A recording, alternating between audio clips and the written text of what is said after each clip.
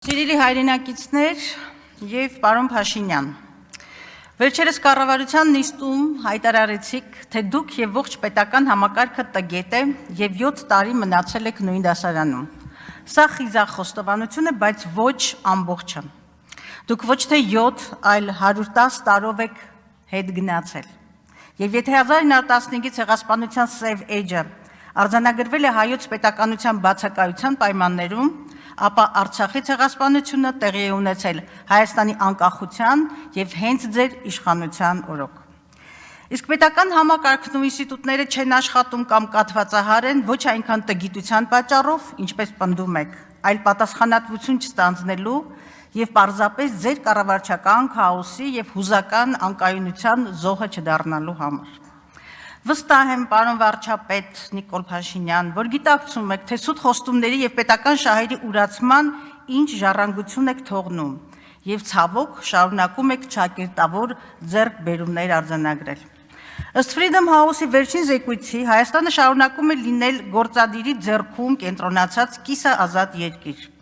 Մարդու իրավունքների կոպիտ խախտումների, ոստիկանական խոշտանգումների, արգելված ռուսաձայնային նռնակներ օգտագործելու եւ անպատիժ մնալու համար Հայաստանը դիրքի նվազում է արձանագրել։ Եվ դա դուք լավ գիտեք, Նիկոլ Փաշինյան, որովհետեւ անձամբ ըստ ձեր պատկերացումների SMS-ով երկիր եք կառավարում, դատարանները շրջափակելու եւ դատաիրավական համակարգին ուղիղ հրահանգներ իջեցնում։ Եվ հիմա կառավարման 7-րդ տարում խոստովանում եք, որ ձեզ չի հաջողվել արդարադատության եւ արդարության նույնացում ապահովել։ Կարծում եմ ծրագրի կատարողականը եւ տպավորություն ստանում, թե այլ երկրի մասին է խոսքը։ Հատուկ երևակայություն եւ ցինիզմ պետք է ունենալ արտաքին քաղաքականության ռազմավարությունը արդյունավետ գնահատելու կամ 24 թվականը վերջին 20 տարվա ամենախաղաղ տարին համարելու համար։ Այն դեպքում, երբ այդ խաղաղ տարում 40 զինծառայողի մահ է արձանագրվել, իսկ թշնամին շարունակում է Հայաստանի տարածքների սողացող զավթումը եւ նաեւ օկուպացիան։ Միջազգային բազմաթիվ այցերը ներկայացնում եք որպես հաջողված քաղաքականության ցուցիչ։ Իրականում այդ ամենը դիվանագիտական անպտուղ տրաֆիկ է նախաձեռնողականության եւ բավարար կամքի բացակայությամբ։ Այլապես միջազգային որևէ կառույցից եւ մասնավորապես ՅՈՒՆԵՍԿՕ-ից համարժեք գնահատական կտրվեր Ադրբեջանի կողմից Արցախի հայկական հետքը ջնջելու, շարունակվող մշակութային վանդալիզմի եւ զեղծարարությունների համար կամ առնչությամբ։ Ում է պետք ՅՈՒՆԵՍԿՕ-ի մշակութային ժառանգության պաշտպանության կոմիտեում Հայաստանի լիիրավ անդամի կարգավիճակը կամ հնագույն քաղաքակրթությունների ֆորումում մեր նախագահությունը Հայաստանի, երբ Ադրբեջանը մեզանից գողացած պատմությունը արդեն Վատիկանում է ներկայացնում, իսկ ՅՈՒՆԵՍԿՕ-ն անգամ մշտադիտարկում չի կազմակերպում։ Պարոն Փաշինյան, հումանիզմով եւ համագործակցությամբ տոգորված ձեր արտգործնախարարությունը, կառավարության արտգործնախարարությունը Ադրբեջանին է տրամադրում ականապատ դաշտերի շուրջ 1000 տեղամատյան, այն դեպքում, երբ Բաքվում հայ ռազմագերիներ են խոշտանգվում։ Մինչ Արցախի հարցը այս ամբիոնից դուք փակված եք համարում, ձեր բարեկիրթ գործընկերը Արցախում հերթական հայկական գյուղն է նույն սինխրոնությամբ ոչնչացնում ձեր հայտարարությունների հետ, համահունչ։ Իբրև դիվանագիտական հաջողություն եք ներկայացնում ակնհայտորեն կապիտուլյացիոն մի նախագիծ, ուր անդրադարձ չկա հայ գերիների ազատման, օկուպացված տարածքները ազատելու, Արցախահայության վերադարձի իրավունքի մասին։ Սրանք բացթողումներ չեն, այլ Բաքվին միակողմանի զիջումներ, որոնք ամբողջովին ոտնահարում են մեր հավաքական իրավունքները եւ հարցականի տակ դնում Հայաստանի անկախությունը։ Աքսիոմատիկ ճշմարտություն է։ Պարտվածի հետ չեն բանակցում, պարտվածին պարտադրում են։ Բանակցային ֆիասկոին, պատերազմի սպառնալիքին եւ ձեր վարկանիշի անկմանը զուգահեռ իրական Հայաստանի գաղափարախոսություն եք քարոզում հայտարարելով, թե ձեր միակ նպատակը Հայաստանի Հանրապետությունն է։ Ես կհամաձայնեի այս ձևակերպումի հետ, եթե հենց ձեր իշխանության օրոք ապրած չլինեինք երկրորդ ցեղասպանությունը։ Պարոն Ռուբինյան եւ մյուսներ խանդավառ մոլուցքով տեղին անտեղին առաջին հանրապետությունն եք հիշում եւ մեղադրում դաշնակցությանը։ Հիշեք, դաշնակցությունը 600-ամյա պետականության բացակայությունից ցեղասպանության արհավիրքից հետո հայ ժողովրդի մնացորդացից կազմակերպված ազգ է ստեղծել եւ քաոսից պետություն, որի իրավահաջորդը դուք եք, իսկ անցյալից դասեր պետք քաղել եւ ոչ թե ուրանալ։ Դուք նաև հայտարարում եք, թե Հայաստանը երբեք այնքան ինքնիշխան եւ անկախ չի եղել, ինչպես հիմա։ Կարծես թե ձեր կատարյալ երջանկությանը Արցախի կորուստներ պակասում, հայ ռազմագերիների կեղեքումը եւ Արցախն էլ երբեք հայկական չի եղել։ Հիշեցնեմ, որ միջազգային հանրությունը կոնկրետ Մինսկի խմբի ձևաչափով Լեռնային Ղարաբաղն ընդունել է որպես միջազգային իրավունքի սուբյեկտ եւ Արցախի ողբերգության առանցքում ձեր, պարոն Փաշինյան, որ այստեղ չեք, ձեր սեփական զրո կետն է։ Նիկոլ Փաշինյան, դուք պառակտումի եւ հակադրելու անուրանալի տաղանդ ունեք։ Հիմա էլ հայ ժողովրդի փոխակերպման, հայրենիքն ու պետությունը միմյանց հակադրելու առաքելություն եք ստանձնել։ Պետության ձեր պատկերացումներն ու արժեհամակարգը խարսխվում են նյութի, հարստանալու, լավ ապրելու, խաշլամա ուտելու առաջնային բնազդների վրա։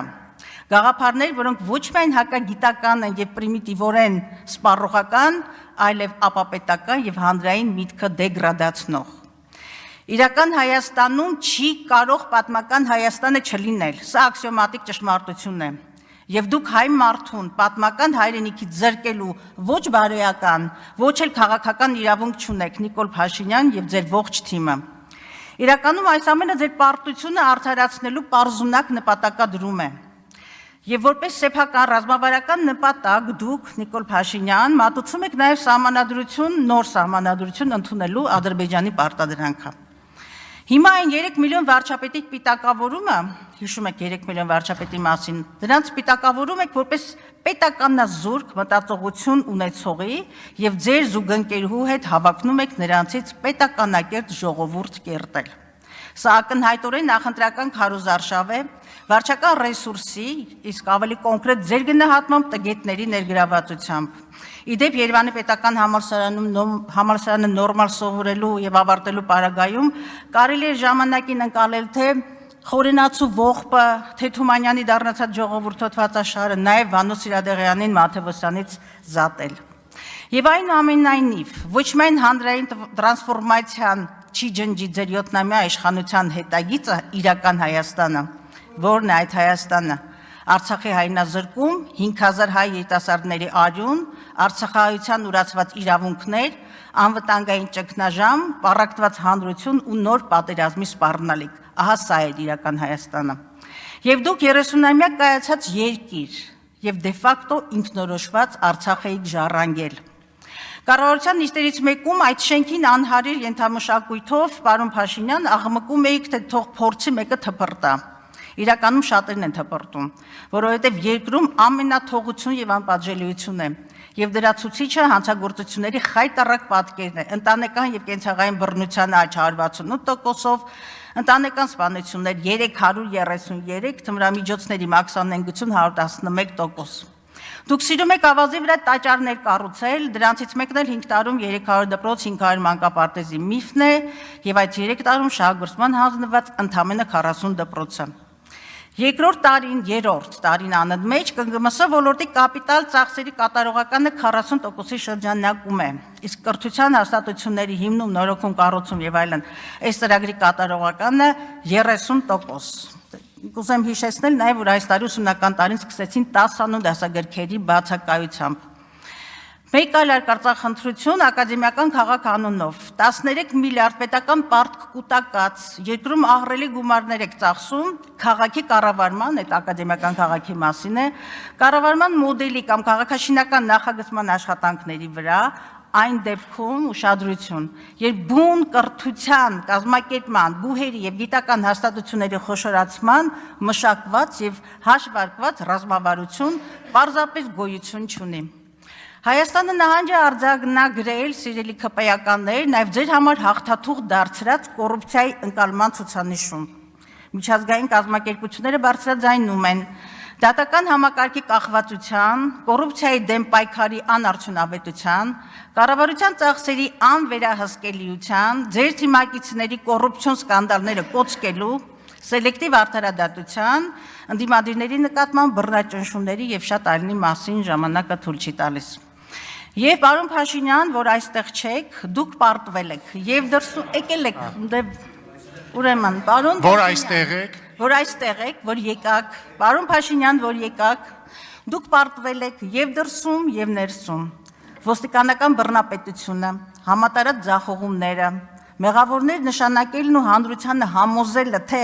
պարտությունն ու կապիտուլյացիան են մեր գոյության գրավականը, այլևս չեն աշխատում։ Հուսամ իմ ելույթի մյուս մասը կլսեք։ Եվ այնուամենայնիվ ձեզ չի հաջողվի խուսափել պատասխանատվությունից եւ համոզված եմ, որ այն շատ մոտ է։